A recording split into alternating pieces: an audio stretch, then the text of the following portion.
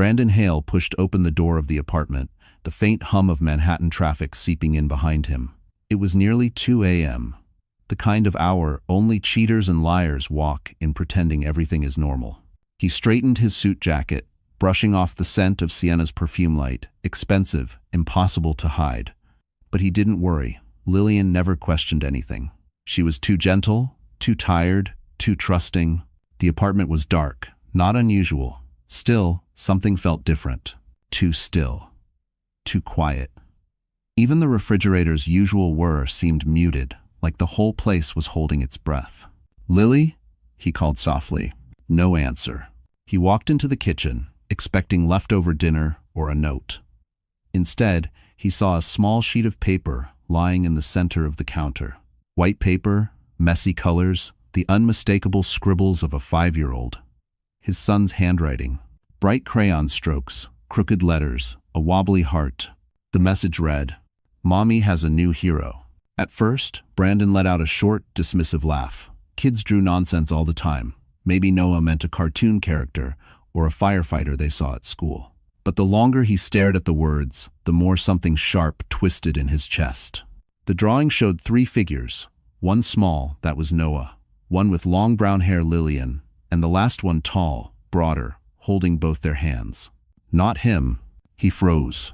A prickling heat crept up his neck as he whispered, "What the hell is this?" He looked around the silent apartment again.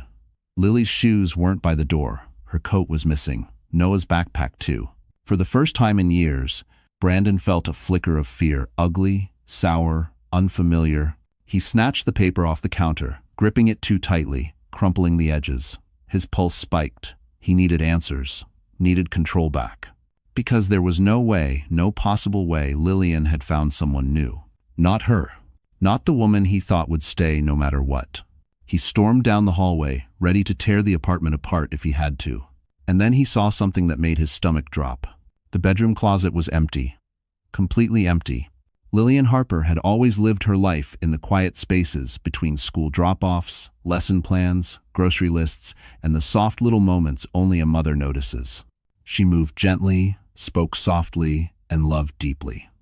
People often mistook that softness for weakness. Brandon certainly did. For years, he counted on it. She wasn't born into privilege or connections. Raised in a small Midwest town by a single mother who worked double shifts at a diner, Lily learned early how to endure storms without making noise. Her dream had once been to become an interior designer, sketching cozy rooms under the dim light of her childhood lamp. But dreams were expensive, and life kept handing her bills. She met Brandon at a community college mixer when she was 23. He had confidence, ambition, a polished smile that made you feel chosen just by standing near him. He said she made him feel calm. He said she was the kind of woman men built families with. And in her soft, hopeful heart, she believed him. Marriage came quickly, and with it, Brandon's need for control. "Quit school," he told her. "I earn enough for both of us." She resisted at first, but he convinced her it was temporary. Temporary became permanent. Designing rooms became decorating preschool art walls. And every year, Lily's life shrank just a little more to fit inside Brandon's expectations. Still, she stayed. For Noah. For the tiny family she believed she could preserve if she just tried harder. But the past months had hollowed her. Brandon stopped coming home for dinner. He stopped calling. He stopped looking at her the way a husband should look at his wife. And when he did look at her, it was with annoyance, like she was a burden he didn't remember agreeing to carry. She knew something was wrong. Every late-night work event, every vague excuse, every scent of unfamiliar perfume on his suits chipped away at her hope. But she didn't confront him. She didn't cry or scream. She simply began to disappear inside herself. Until one evening, while picking Noah up from school, he tugged at her sleeve and whispered, "Mommy, Dr. Marcus helped me today. He said we deserve someone who listens." It startled her. The kindness in her son's voice, the way he said, "we." A week later, she passed by the development center where Marcus worked and saw him kneeling beside Noah, tying his shoes, talking gently. Her son laughed, really laughed for the first time in months. Something cracked open in her chest. Something she didn't have a name for yet. That night, while Brandon was out working late, Lillian packed 2 suitcases, grabbed Noah's backpack, her worn-down courage, and left the apartment forever. What she didn't know was that Brandon would find the crayon letter before he found the empty closet. New York had a cruel way of reminding people exactly how small they were. Lillian felt it the moment she stepped out of the cab with Noah asleep on her shoulder and her 2 suitcases dragging behind her. The night wind cut through her thin sweater as if the city itself were questioning her sanity. She didn't have a plan, just a sliver of courage and the instinct to protect her son. The cheap motel on West 49th was nothing like the Manhattan apartment she'd left behind. The neon sign flickered like it was gasping for air, and the lobby smelled faintly of old carpet and burnt coffee. But the clerk didn't ask questions, didn't judge the dark circles under her eyes, didn't comment on the little boy curled up against her. He just handed her a key. Room 214. Second floor, no elevator. Inside, the room was small, barely large enough for a single bed, a side table, and a window overlooking an alley filled with trash bags. The heater rattled. The wallpaper peeled. Yet Lily exhaled for the first time in months. It wasn't home, but it was safe. Safe from Brandon's cold voice, safe from his suspicion, safe from the life that had slowly suffocated her. She tucked Noah under the thin motel blanket, watching his tiny chest rise and fall. His innocence broke her. He deserved better than a father who couldn't come home on time, better than a mother who had stayed too long. In the empty silence, her mind drifted to the past year. Brandon's long nights at Skyline Tech, the Mercedes keys tossed on the counter without a word. The bruising loneliness of eating dinner alone while he sent hollow texts like running late. She had pretended not to notice the red lipstick stain on his collar one night. Pretended hard enough to convince herself it meant nothing. But the real breaking point wasn't perfume, excuses, or lies. It was the day Brandon forgot to pick Noah up from school, left him waiting in the rain for almost an hour. Dr. Marcus had found him shivering, curled under the playground slide, whispering, "Daddy forgot again." Lily had cried in her car that night, silent tears she wiped away before stepping inside their apartment. Now, sitting in the dim motel room, she whispered a promise to herself. They would not go back. She didn't know what tomorrow held, how she'd pay rent, where she'd work, whether Brandon would hunt them down. But she knew one thing. She would fight for Noah's peace, even if it meant rebuilding her life from nothing. Then her phone vibrated on the nightstand. A single text from an unknown number. "Lillian Harper, I know where you are. We need to talk." It was Brandon. And he was closer than she thought. Brandon Hale wasn't the kind of man who lost things. Not deals, not opportunities, not people. He built his entire identity on control, on always being 2 steps ahead. At Skyline Tech, he was the golden boy. Charming, assertive, sharply dressed in tailored suits and cufflinks, he didn't bother to polish himself. On the outside, he was the picture of a successful American husband. Inside, he was a storm waiting for the right moment to break something. And lately, that something had been Lillian. He never laid a hand on her, he didn't need to. Brandon used silence like a weapon and disappointment like a leash. Every sigh, every raised brow, every critique about dinner or Noah's messy backpack was designed to shrink her just a little bit more. He was a master at making her feel like she was the one failing him. Then came Sienna Locke. Sienna was everything. Lily wasn't, at least in Brandon's mind. Confident, sharp-tongued, expensive. She floated through corporate events in stilettos and designer dresses, laughing at his jokes like he was the center of gravity. She knew exactly how to make him feel powerful, admired, desired. She also knew how to make him dependent. It started with accidental late-night strategy calls, then drinks, then hotel rooms Brandon swore were just for decompressing. Soon, Sienna had access to secrets, real ones, confidential sales projections, client leads, the kind of information that could ruin him if placed in the wrong hands. And she had the screenshots to prove it. Brandon didn't know that part. Not yet, but Sienna did. And she planned carefully, always with a smile, always with a fingertip tracing the rim of her wine glass. Tonight, while Brandon stormed through the empty apartment, staring at the crayon letter, Sienna lounged across her high-rise condo sofa, smirking at her phone. She had seen Lillian's sudden disappearance.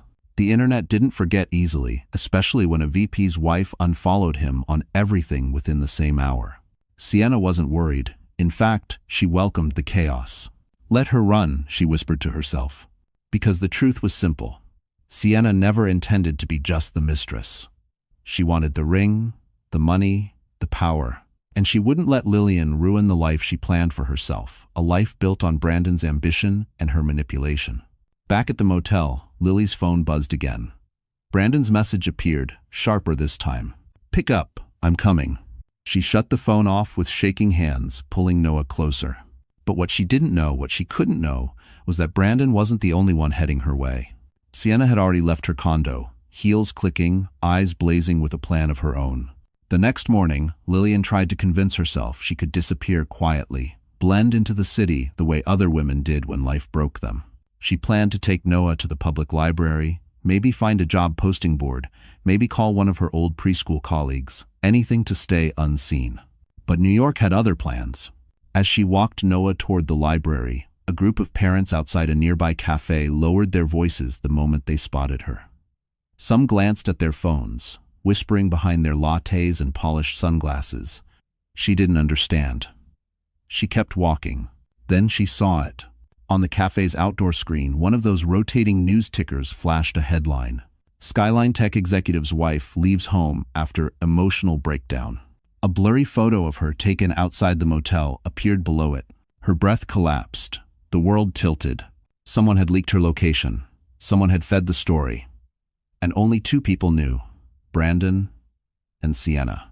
Her phone now turned back on, buzzed nonstop. Missed calls from unknown numbers. Messages from coworkers.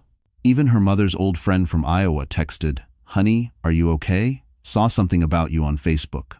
Lily felt exposed, stripped, humiliated in front of a city that didn't even know her name yesterday.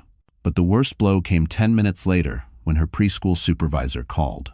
"Lillian, I'm sorry." Parents saw the headline. "Some of them are worried about eye stability. We have to suspend your hours until things clear up." Suspended, no income, no safety net. Her knees weakened. Noah clutched her hand tighter, sensing her fear. "Mommy, are we in trouble?" She forced a smile, but her voice cracked. "No, sweetheart. We're just figuring things out." As she pulled him into her arms, a sleek black Mercedes rolled up to the curb. The tinted window slid down. Brandon. His jaw was tight, eyes wild, not with worry, but with fury. "You made a scene," he hissed. "You embarrassed me. Get in the car. Now." People turned to look. Lillian stepped back, shielding Noah behind her. "I'm not going anywhere with you." Brandon lowered his voice, but the venom was unmistakable. "You don't get to decide that. You left with my son. You caused damage to my career. I warned you, Lily. I warned you what would happen if you tried to run." Noah whimpered. Lily's heart pounded. She wasn't strong enough to fight him alone, not like this, not with everyone watching. Then, from behind her, a calm, steady voice spoke. "Is there a problem here?" She turned and froze. Dr. Marcus Ellington was standing there looking right at her, and at Brandon. For a moment, the world stood still. Brandon's glare, Marcus's calm posture, the quiet city noise fading behind the pounding in Lillian's ears. She wished she could be strong, wished she could stare Brandon down and hold her ground like the heroines she used to admire in old movies. But reality wasn't a movie. Reality was exhaustion, fear, humiliation, and a child clinging to her hand with trembling fingers. Brandon stepped out of the Mercedes, slamming the door as if to announce ownership over the sidewalk. "This is a family matter," he growled at Marcus. Marcus didn't flinch. "It doesn't look like she feels safe." Lillian's breath hitched. Safe. When was the last time she'd felt that? Not in the apartment she'd scrubbed every weekend to keep Brandon happy. Not in the car rides filled with silence. Not in the nights she lay awake wondering why she wasn't enough. Brandon scoffed. "She's overreacting. She ran off because she's unstable. You've seen the news. She needs help, not an audience." The word unstable hit harder than she expected. It was the same word he'd tossed around during arguments, soft enough to sound like concern, but sharp enough to bruise. Tears burned behind her eyes. She didn't want to cry here in public, in front of her son, in front of a man who once promised to protect her. Marcus knelt beside Noah. "Are you okay, buddy?" Noah nodded shyly, but his voice shook. "I don't want Mommy to cry." That was it. The dam inside Lillian broke. She covered her mouth, shoulders trembling, tears falling faster than she could stop them. Months of silent suffering, of pretending everything was fine, crashed down on her. She cried for the woman she used to be, for the dreams she'd abandoned, for the nights she waited for Brandon to come home, for the lies she swallowed just to keep peace. "Lillian," Brandon said sharply, stepping closer as if ready to grab her arm. "Enough of this. You're coming home. We'll fix your little meltdown privately." She shook her head, but the words tangled in her throat. She could barely breathe. Marcus stood and quietly placed himself between her and Brandon. "You should leave." Brandon scoffed. "Or what? You gonna play hero?" Marcus didn't answer. He didn't have to. His presence alone felt like a shield. This only enraged Brandon further. His face reddened, jaw tight. "Lily, get in the car. Last warning." She backed up a step, voice finally breaking through the tears. "No, please, just go." The street fell silent again. And then someone in the cafe gasped loudly. A notification buzzed on a dozen phones at once. Another headline flashed across the cafe screen, bolder, sharper, devastating. Skyline Tech VP accused of misusing company funds, internal investigation underway. Marcus turned. Brandon paled, and Lily realized she wasn't the only one whose life had just fallen apart. Brandon's face drained of color as the headline blazed across the cafe screen. Misusing company funds. Internal investigation. His entire identity, his status, his career, his power hung by a thread he hadn't even seen fraying. People nearby whispered. Phones lifted subtly as they searched for more information. Lillian watched the panic crack through Brandon's perfectly polished exterior for the first time. "Who the hell leaked this?" he muttered, voice low and trembling with anger he was trying desperately to contain. "This wasn't supposed to go public." Marcus crossed his arms. "Sounds like you have bigger issues than harassing Lillian." Brandon shot him a murderous glare. "Stay out of this." But Marcus didn't move. And for the first time, Brandon couldn't steamroll someone into backing down. Lily wiped her cheeks, still unsteady. "Brandon, what did you do?" His jaw clenched. "Nothing illegal. It's exaggerated. A temporary misunderstanding." Marcus raised a brow. "Companies don't launch investigations over misunderstandings." Brandon ignored him. His attention snapped back to Lillian with a desperation she hadn't seen before. "Lily, please. You need to come home. If you're with me, this will blow over. But if you keep running, people will assume things. Bad things." So that was it. He didn't want her back. He wanted stability. Optics. A wife to stand beside him like a well-placed prop while his world fell apart. She stepped back. "I'm not saving you." Before Brandon could answer, another notification dinged on every phone nearby. A second headline flashed. Source confirms. PR consultant Sienna Locke involved in data leak. Gasps erupted. Marcus's eyes widened slightly. "That's your mistress, isn't it?" Brandon's mouth fell open. No, she wouldn't. But Lillian knew better. Sienna had always smiled too sharply, always watched Brandon with an ambition that bordered on hunger. She wasn't the type to let a sinking ship take her with it. At that exact moment, a sleek silver BMW screeched to a stop across the street. The passenger door flew open, and Sienna stepped out, hair perfect, heels slicing the pavement like she owned it. But she wasn't calm. She looked furious. "Brandon!" she shouted, stalking toward them. "We need to talk now." He paled even further. "Sienna. Don't Sienna me," she snapped. "You lied to me. You said they'd never trace anything back to me. You said you handled everything." Lily stared in shock. So Sienna truly was involved. Marcus stepped closer to Lily, instinctively protective. Sienna's voice rose, sharp enough for the entire block to hear. "Do you have any idea what you've done to me, to my career? Everything is blowing up, and it's all your fault." A crowd formed. Brandon reached for her arm, voice low. "Keep your voice down." She yanked away. "I'm done hiding your messes. If I go down, you're coming with me." And then Sienna turned, eyes locking onto Lillian with a mix of jealousy and contempt. "You think you're winning because you ran away? Sweetheart, you have no idea what's coming." Because Sienna had one more secret even Brandon didn't know she was about to reveal. For the next 48 hours, everything spun out of control. The investigation into Brandon escalated. News updates hit every hour, each more damaging than the last. Photos of Sienna storming out of Skyline Tech circulated online. Blogs speculated about internal corruption, leaked data, misuse of client accounts, and in every story, Brandon Hale's name shone like a neon warning sign. For Lillian, it should have been satisfying, a small, poetic justice. But instead, she felt numb. She spent 2 nights in the cramped motel, sitting on the edge of the squeaky bed, wondering how she had let her life collapse so quietly. She stared at her reflection in the small bathroom mirror, pale skin, tired eyes, limp hair tied in a messy knot. She looked like a woman who had been surviving, not living. On the 3rd morning, she reached a breaking point, not of despair, but of clarity. Enough. She showered, blow-dried her hair, put on the one blouse she hadn't stuffed into a suitcase in a hurry. She applied a touch of makeup, nothing dramatic, just a quiet reclaiming of herself. Then she opened her old laptop and searched for interior design portfolios, small studios, freelance opportunities. For the first time in years, she remembered the feeling of wanting something for herself. At noon, she took Noah to the Children's Development Center for a free art session Marcus had invited them to attend. The moment she walked inside, sunlight pouring through tall windows, shelves filled with books and sensory toys, walls painted in calming ocean tones, she felt something thaw inside her. This was a place built with intention. Warm, safe, kind. Everything her marriage had not been. Marcus noticed her immediately. His expression softened, not with pity, but with genuine respect, like he was seeing her in a new light. "You look better today," he said gently. She smiled, a real one this time. "I'm trying." "Trying," he said, "is how people rebuild."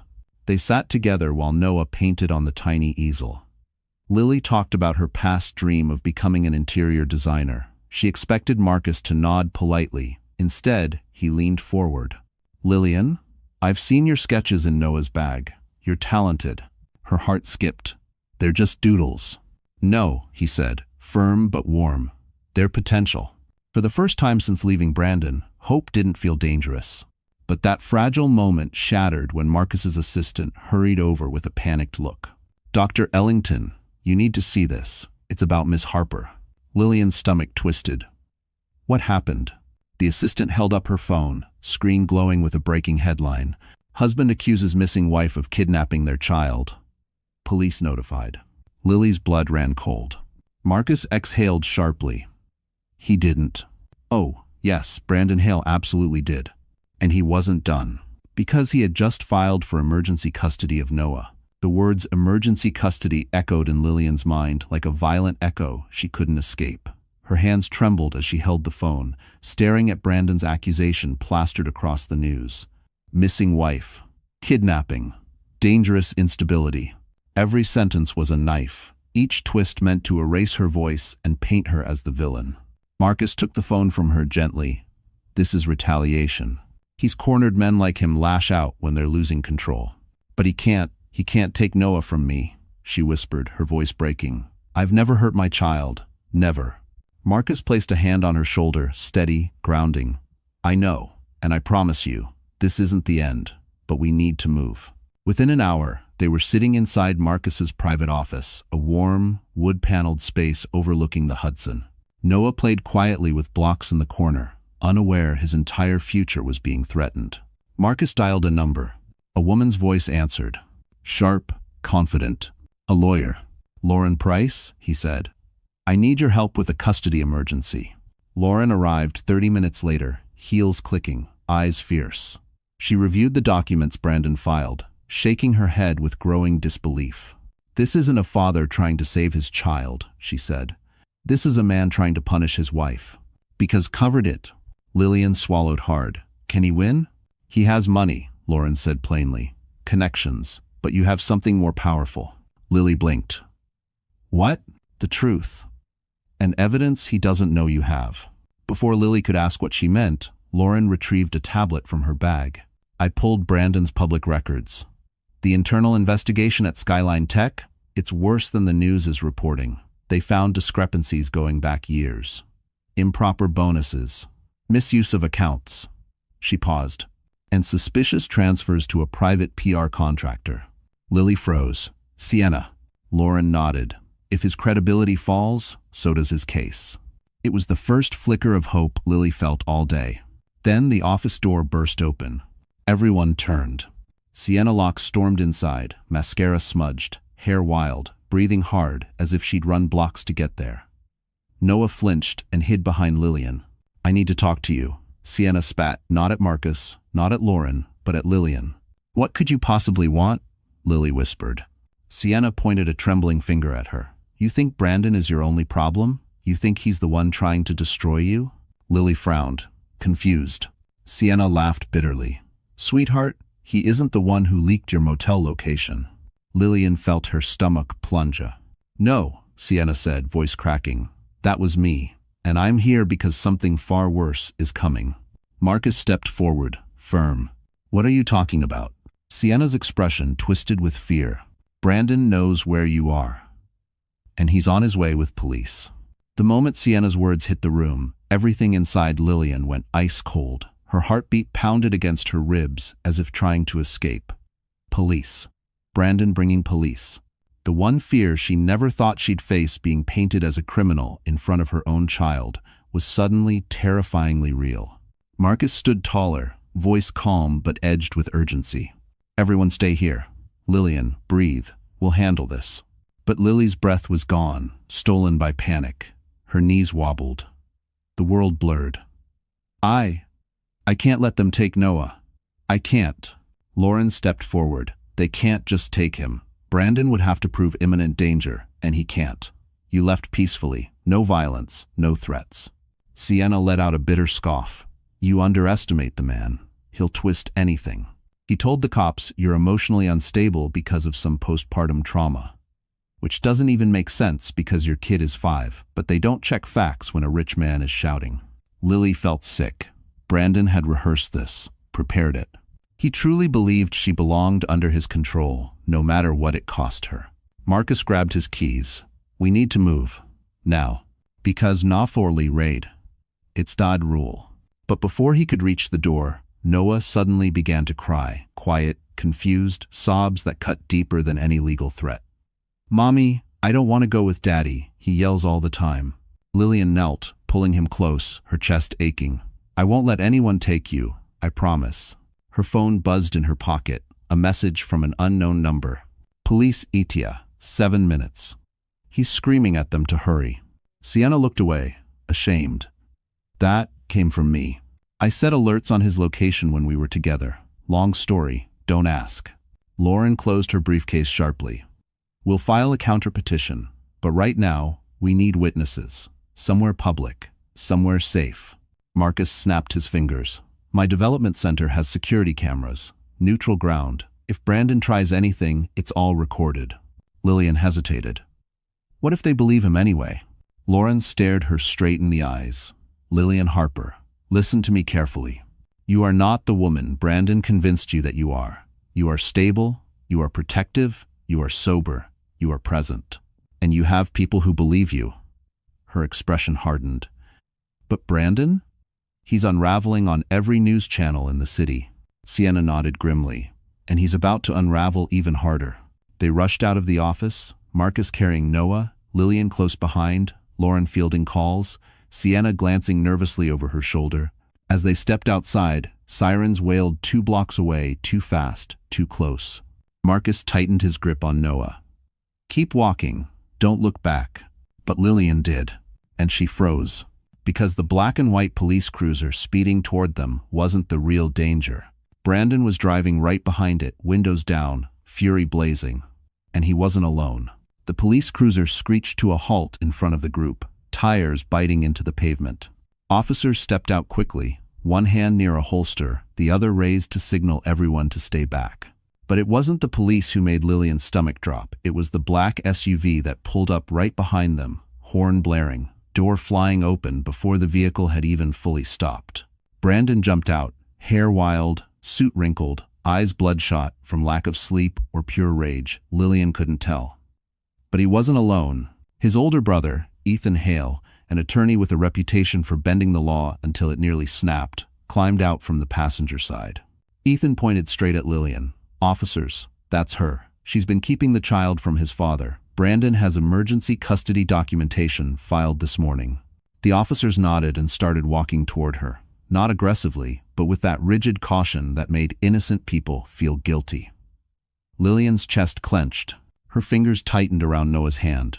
Marcus stepped forward, voice calm but firm. She hasn't kidnapped anyone. She left a toxic situation. She has every right to remove her child from an unstable home. Ethan scoffed. Spare me the therapy rhetoric. The court will decide. Officers, do your job. Lauren Price moved between Lillian and the police, and I am her counsel. You will not speak to her without me present, nor will you remove the child without a judge's order. 8. Bostabules. One of the officers spoke gently. Ma'am, we're not here to arrest you. We just need to confirm your child is safe. But before Lillian could answer, Brandon lunged forward. Noah, he shouted, grabbing the boy's arm. Noah yelped, shrinking back in terror. Daddy, stop. You're hurting me. Everything froze for a split second. Then Marcus moved fast. He pulled Noah away, shielding him with his entire body. Don't touch him. Brandon's face twisted. Get out of my way. If you wanted to scrams, Nide. Sienna stepped forward unexpectedly. Brandon, stop. You're making it worse. He rounded on her like a wild animal. You ruined everything. Her jaw tightened. You ruined yourself. The officers intervened, holding Brandon back. Sir, step away. Now. Ethan hissed under his breath. You're tanking your own case. But Brandon wasn't listening. His eyes locked onto the crumpled drawing sticking out of Lily's purse, the crayon letter. That thing, he spat. That stupid drawing. That's what this is about? Some pathetic scribble? Lillian gasped. That letter was Noah's heart on paper. Brandon's voice rose. He's 5. He doesn't know what a hero is. That drawing is proof she's been poisoning him against me. Marcus stiffened. No, Brandon. That drawing proves something else entirely. Everyone stared. Marcus slowly reached into his jacket and pulled out a small flash drive. I didn't want to use this, he said quietly, but you forced my hand. I think. Brandon's eyes widened. What the hell is that? Marcus's voice dropped to a lethal calm. It's evidence, and when you see it, your entire world will collapse. A heavy silence fell over the street as Marcus held the flash drive between his fingers. Even the officers paused, their hands lowering slightly, sensing the shift in the air. Brandon's bravado faltered for the first time, his eyes flicking from the drive to Marcus like a trapped animal assessing danger. What the hell is that? Brandon repeated, but this time his voice cracked. Marcus stepped closer, not threatening, but resolute. Proof. Real proof. Not rumors, not headlines. Proof of who's been manipulating who. Lauren turned toward him sharply. Marcus, what evidence? He nodded once. Video recordings. Security footage. Conversations Brandon didn't realize were being captured. He looked straight at Brandon. You should have been more careful in your own office. Monaging. The color drained from Brandon's face. You had no right. Marcus cut him off. I didn't take anything illegally. Someone gave me access after you crossed a line with them. Someone who got tired of being threatened. He glanced toward Sienna. She looked away, hugging her arms tightly. He thought I'd keep covering for him forever. Lillian blinked in disbelief. Why? Why would you give Marcus anything? Sienna let out a shaky exhale. Because Brandon didn't just use me. He blamed me for every lie he told. And when the investigation started, he tried to pin the data leak on me. She looked at Lily with something that wasn't quite remorse, but close. I'm not a saint, but I'm not going to prison for him. Ethan swore under his breath. Brandon, tell me you didn't say anything incriminating on those cameras. Brandon's silence was the answer. The police officer stepped forward. Sir, if that drive contains evidence related to corporate misconduct, we need to secure it. Marcus shook his head. Not yet. This isn't about Skyline Tech. He looked at Lillian. This is about protecting a mother and child. He plugged the flash drive into his tablet. Ethan moved to stop him, but the officer blocked him. A video opened, the footage grainy but clear enough. Brandon in his office, leaning over Sienna, voice raised, sharp, venomous. If Lillian leaves, she gets nothing. I'll make her look unstable. I'll make her look dangerous. She won't win custody. Noah stays with me, so she has no reason to run. Lillian gasped. Noah whimpered. Even the officers exchanged stunned glances. Another clip played Brandon laughing with a coworker. Lily, she's harmless. She'll never leave. She's too scared to start over. And another Brandon threatening Sienna.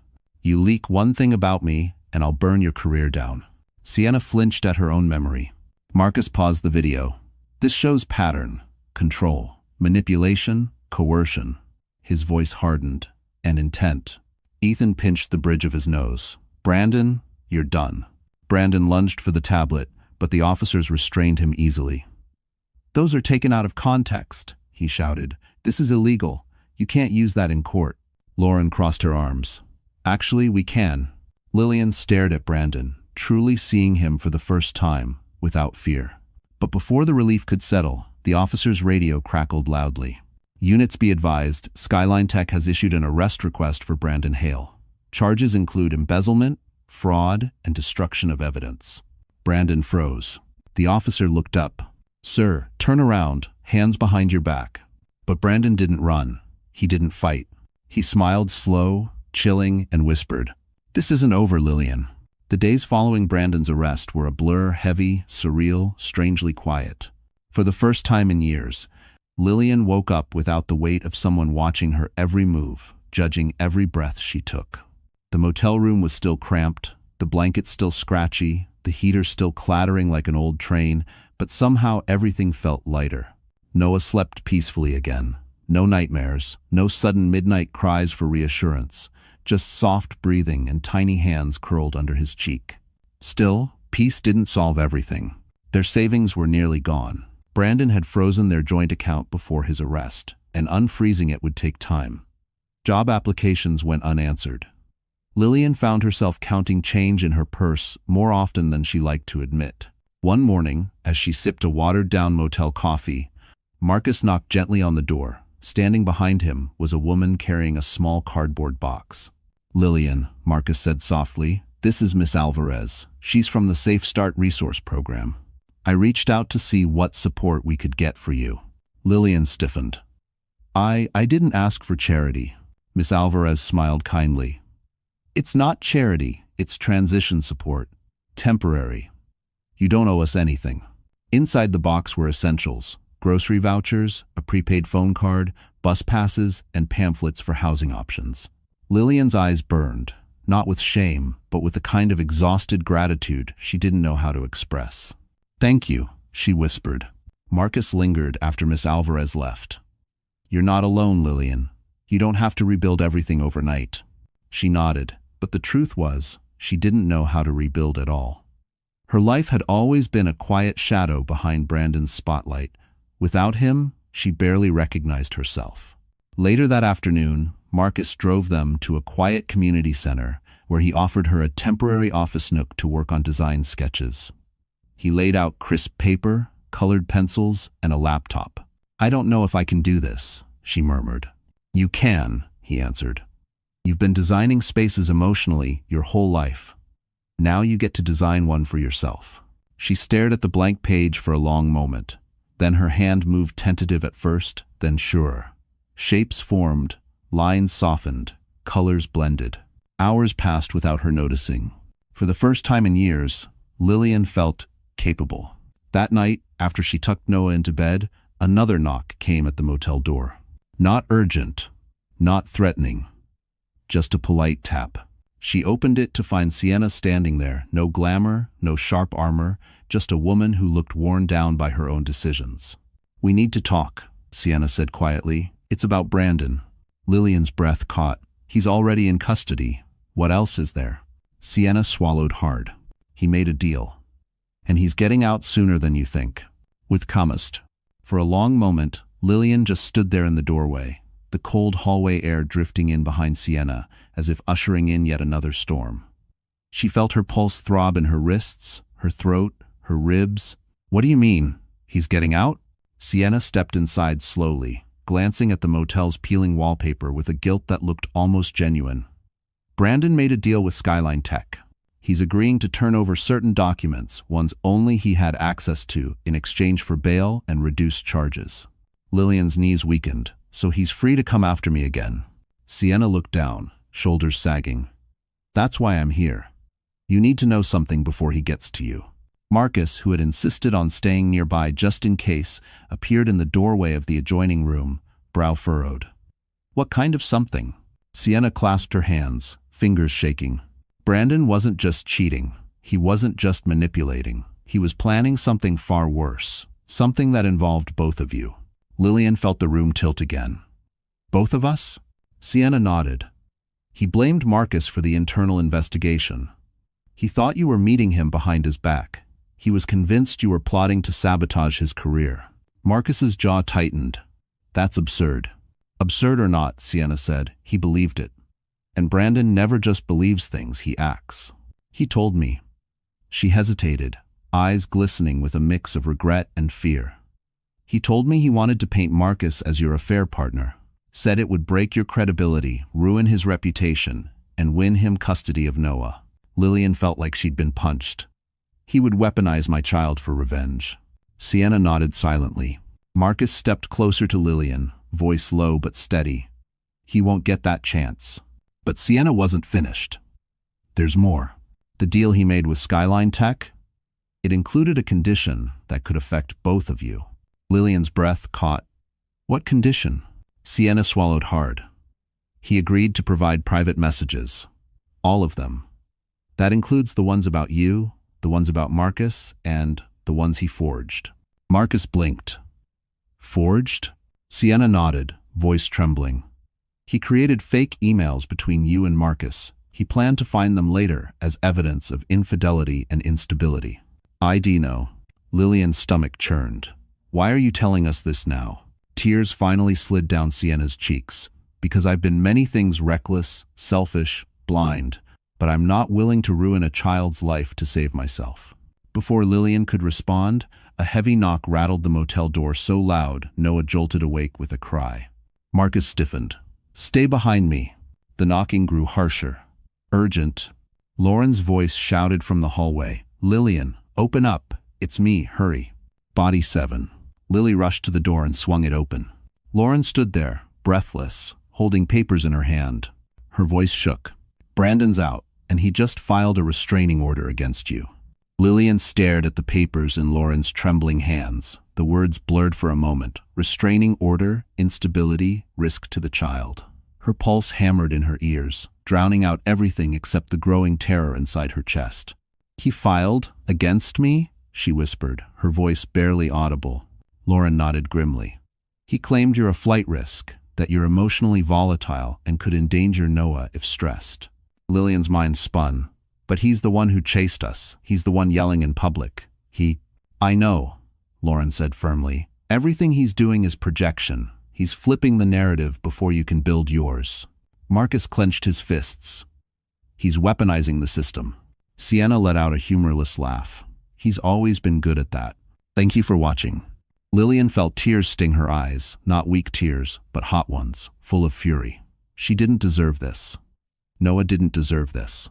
She had tried so hard to leave quietly, peacefully, without destroying anything. But Brandon didn't allow clean exits. He needed chaos. He needed control. So what does this mean? Lily forced out. It means, Lauren said, exhaling, he's trying to push you into a corner. If the court believes you are unstable or hiding, he gets temporary custody. Into Devon. Lily swayed slightly. Marcus reached out, steadying her with a gentle hand on her elbow. You're not doing this alone. Whatever he throws at you, we'll counter it. But Lauren wasn't finished. There's more. He's demanding an emergency hearing tomorrow. Sunrise. Lillian's stomach twisted. Tomorrow? That soon? He wants to strike while you're exhausted and scared, Lauren said. This is classic legal ambush. He assumes you're too overwhelmed to prepare. Thanks for watching. Don't over. Sienna took a step forward, guilt on her face. I'll testify. I'll admit everything I know. The fake emails, the threats, the way he talked about Noah like a bargaining chip. Whatever it takes. Lillian blinked. Startled. You'd do that? I have to, Sienna said. I don't want to be the reason he wins. Marcus nodded. Then tomorrow, you won't just walk in as a frightened woman. You'll walk in with evidence, witnesses, and truth. But Lily's breath still shook. What if the judge believes him anyway? Lauren met her gaze steady, unwavering. Then we make them believe you. You have something Brandon never will. What? Credibility rooted in compassion, Lauren said. People like him don't understand it, but courts do. Before Lillian could respond, Noah tugged at her sleeve. "Mommy, are they gonna take me away?" Her heart cracked. "No, sweetheart, I won't let that happen." A sudden banging echoed down the motel hallway, sharp and urgent. Everyone froze. Marcus whispered, "Who is that?" Another bang. Louder. Then a voice cold, official. "Lillian Harper? This is the NYPD. We have a court summons for you." Lily's breath caught, and then the officer added something that turned her blood to ice. And a request for immediate child transfer. The hallway outside the motel room felt colder than it should have, the fluorescent lights flickering harshly as two uniformed officers stood waiting. Lillian's heart hammered against her ribs, each beat sharp and panicked. Noah pressed his face into her hip, tiny fingers gripping her sweater with desperate strength. "I won't let you take my son," Lily said, her voice shaking but still fierce. One officer softened. "Ma'am, this isn't a removal. This is a summons. The court needs both of you present at the emergency custody hearing. Now, it's been scheduled for 6 a.m. Lillian exhaled shakily. Relief, small, fragile, washed over her. They weren't here to snatch Noah away in the middle of the night. But the fear lingered. Marcus stepped forward. "We'll accompany her." The officer nodded. "Only the parents are required. The others can wait outside." Sienna muttered under her breath. "He planned this. Sunrise hearings are designed to break you." Lauren placed a firm hand on Lily's shoulder. "We'll get through it. You look at me the whole time if you have to, okay?" Lillian nodded, though her legs trembled as they walked down the motel stairs. The cold morning air stung her cheeks. The city was barely awake, streetlights fading, traffic thin, the sky a dull gray that mirrored the uncertainty churning inside her. When they arrived at the courthouse, Brandon was already there. He stood near the entrance in a pristine suit, hair combed, face smooth, calm. Too calm. Ethan stood beside him, murmuring instructions. As if overnight, Brandon had shed the wild-eyed chaos and slipped back into the polished mask he always wore. He smiled when he saw Lillian. Not kindly, not warmly, triumphantly. Marcus instinctively moved between them. "Lily, don't look at him." But she already had. And the sick realization hit her like a blow. Brandon wasn't here to fight for Noah. He was here to destroy her. Inside the courtroom, everything felt too large, too bright, too unforgiving. The judge, a stern woman with silver hair and sharp eyes, looked over the file with a slow, methodical calm that made Lily's pulse race. "Miss Harper," the judge said, "you stand accused of removing the child without notice, exposing him to unstable environments, and obstructing paternal access." Lily's throat tightened. "Your Honor, that's not true." Brandon rose smoothly.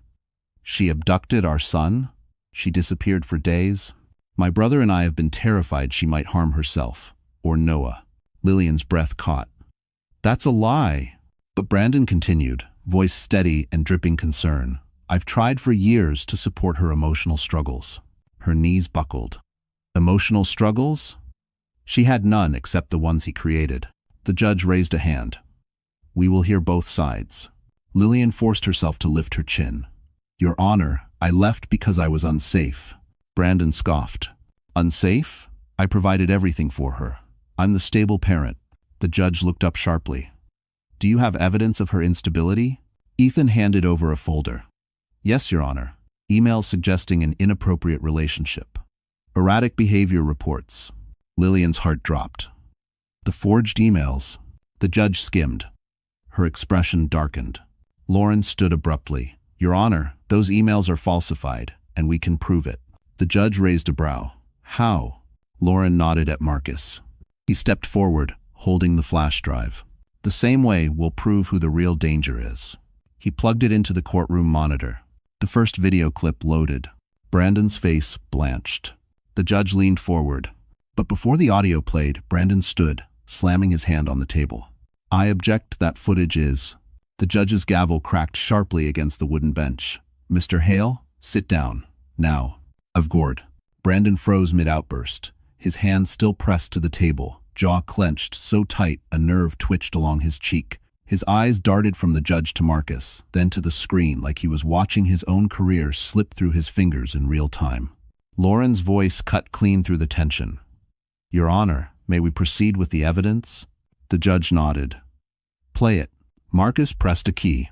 The The courtroom speakers crackled before Brandon's own voice filled the room, rough, angry, unfiltered. Lillian won't leave. She's too scared. And if she does, I'll make sure she gets nothing, not even the kid. Judges love a stable father with a 6-figure income. She's weak. She'll lose. Lillian, sitting rigid beside her attorney, felt her stomach drop. Hearing his cruelty laid out so plainly, without manipulation, without charm, was a wound and a closure at the same time. Another clip played. Brandon again, this time speaking to Sienna. If she tries to run, I'll frame it as emotional instability. Fake a few emails. Nothing major. Women like her crack under pressure. Gasps rippled across the courtroom. The judge's face hardened. She leaned back slowly, studying Brandon with a chilling calm. Mr. Hale, do you deny this is your voice? Brandon's mouth opened, and nothing came out. Ethan looked like he wanted to melt into the floor. Sienna stood as well, surprising everyone. Your Honor, everything in those videos is real. I'll testify under oath. He planned all of it, weaponizing custody, manipulating evidence, threatening anyone who got in his way. The judge turned to Lillian. Miss Harper, why didn't you bring this forward sooner? Lillian swallowed, voice trembling. Because I was afraid. He made me believe no one would ever believe me over him. A flicker of sympathy crossed the judge's eyes. Brandon snapped. This doesn't prove anything. She's using that child psychologist, her little boyfriend, to make me look bad.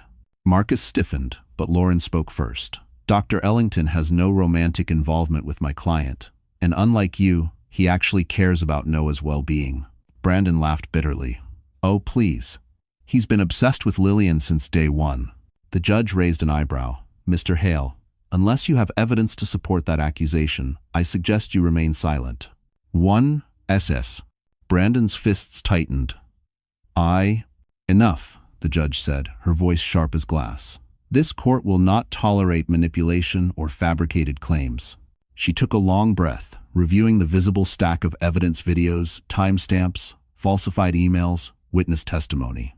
Then she looked at Lillian, then at Noah, who was sitting quietly with a court aide, clutching a small stuffed dinosaur. The judge exhaled. Based on what I've seen so far, I am strongly leaning toward granting Miss People Harper temporary full custody. Brandon shot to his feet. You can't do that. However, the judge continued, eyes narrowing. Before I finalize anything, I want to hear from one more person. Lillian's breath caught. Dr. Marcus Ellington, the judge said, please take the stand. Marcus stood slowly, eyes steady, expression unreadable. He stepped forward, and Brandon suddenly whispered, loud enough for only Lily to hear. If he talks, I'll destroy him too. Astrovisis. Marcus walked toward the witness stand with the steady composure of a man who had spent years listening, observing, and understanding pain. But this was different. This was him stepping directly into the line of fire, Brandon's fire. As he raised his right hand to be sworn in, Lillian felt her chest tighten, fearing that Brandon's whispered threat wasn't empty. The judge folded her hands. Dr. Ellington, please state your relationship to Miss Harper. Marcus nodded calmly. I am Noah Harper's child psychologist. Brandon barked a laugh. Oh, come on, he's obsessed with her. The judge slammed her gavel once. You will remain silent unless addressed. Marcus continued, voice steady. I've worked with Noah for several months. His teacher referred him after noticing anxiety, difficulty sleeping, and sudden behavioral changes. The courtroom leaned in. During sessions, Marcus said carefully, Noah described frequent tension at home. Yelling, fear of disappointing his father. He often said things like, Daddy is mad again, or Daddy says Mommy forgets things. Lillian shut her eyes. The truth hurt even when it was finally out. Marcus continued, no child should speak in rehearsed phrases about a parent. That is emotional conditioning. Ethan shot up. Objection. Speculation. The judge waved him off. Overruled. Continue. Marcus's jaw tightened. I never wanted to reveal confidential session details. But based on the court's urgent request, Noah consistently expressed fear of being alone with his father. He flinches when men raise their voices, and he showed significant relief when separated from Mr. Hale. Brandon slammed both palms down. This is ridiculous. He's manipulating a child to get to Lillian. Marcus didn't flinch. Mr. Hale has never attended one therapy session, despite repeated invitations. The judge glanced sharply toward Brandon. Marcus went on, voice firm yet somehow gentle. I am not here as a romantic interest, or even as a friend. I am here as a mental health professional who has seen what this child carries. He paused. And I can say confidently, returning Noah to an unstable, coercive environment would risk long-term emotional harm. The courtroom went silent. The judge inhaled deeply, absorbing the words. Ethan rose once more. Your Honor, Dr. Ellington is clearly biased. Then Marcus said something no one expected. I have no personal benefit in helping Miss Harper. In fact, he hesitated, eyes flicking to Lillian, softening. This puts me at professional risk, but protecting a child outweighs my reputation. Lillian's breath caught in her throat. She realized at that moment Marcus wasn't just defending Noah. He was protecting her. The judge leaned forward. Thank you, Dr. Ellington. You may step down.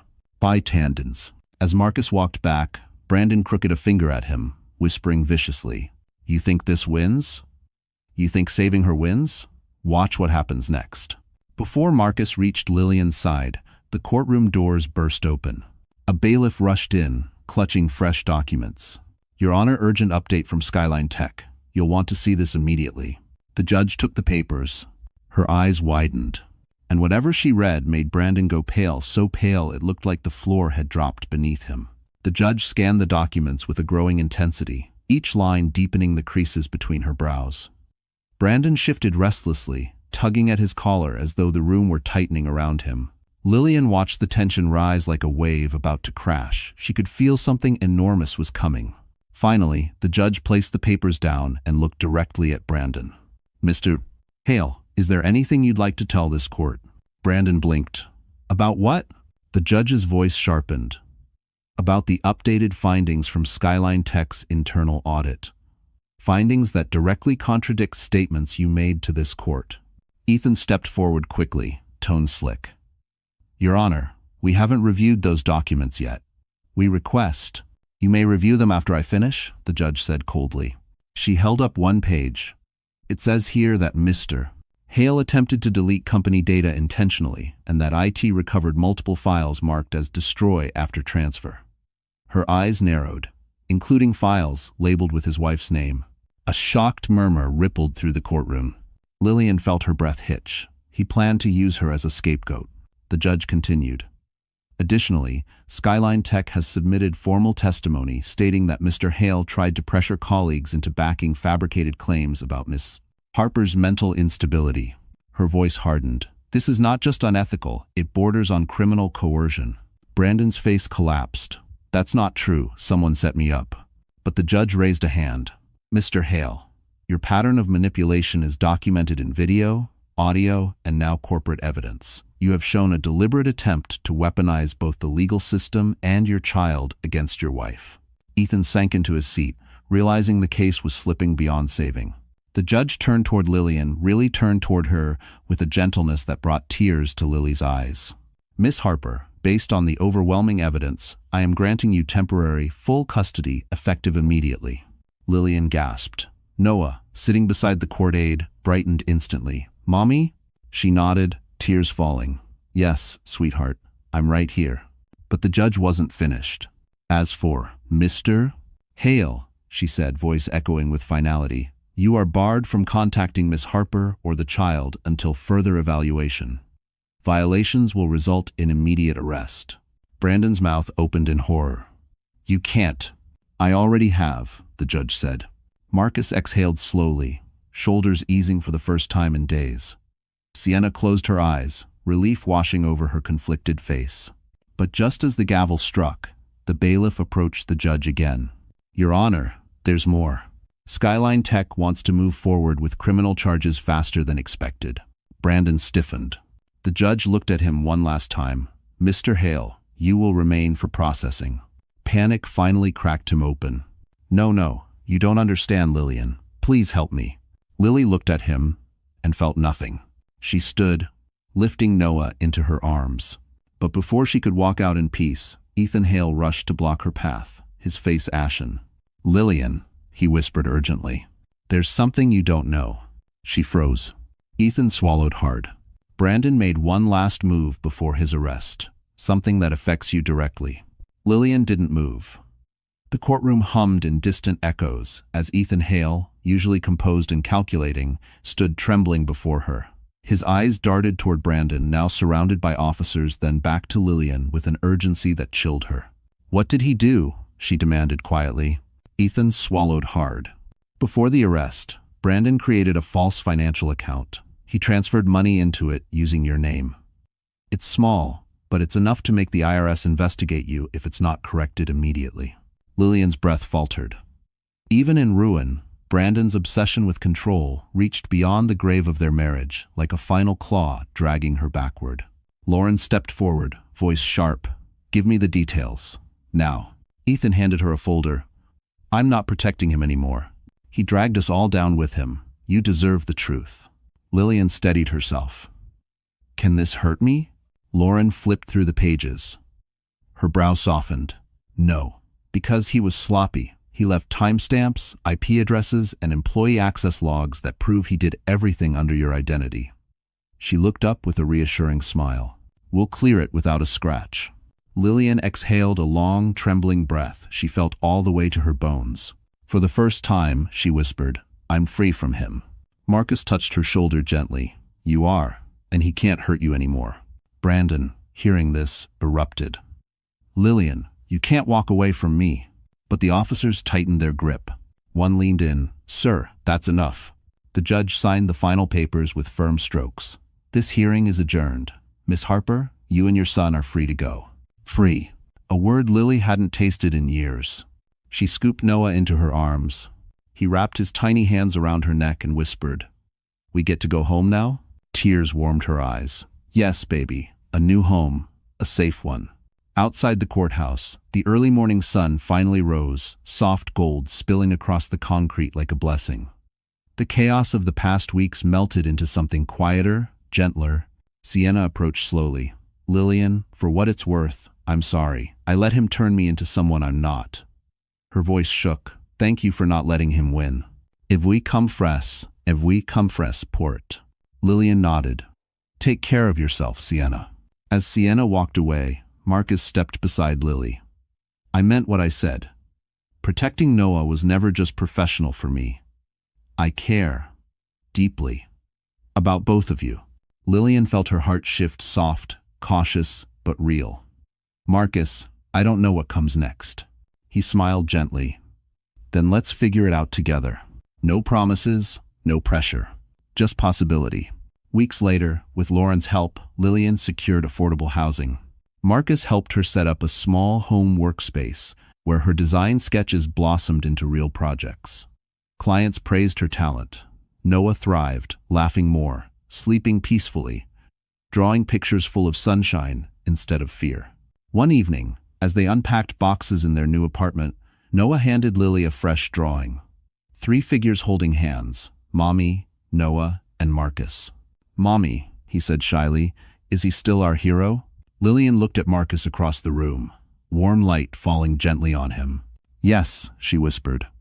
"He is." And for the first time in a long time, she believed she deserved a happy ending. A real one. So that's how the story ends. And if you're still here with me right now, my friend, then something in this journey must have touched your heart in its own quiet way.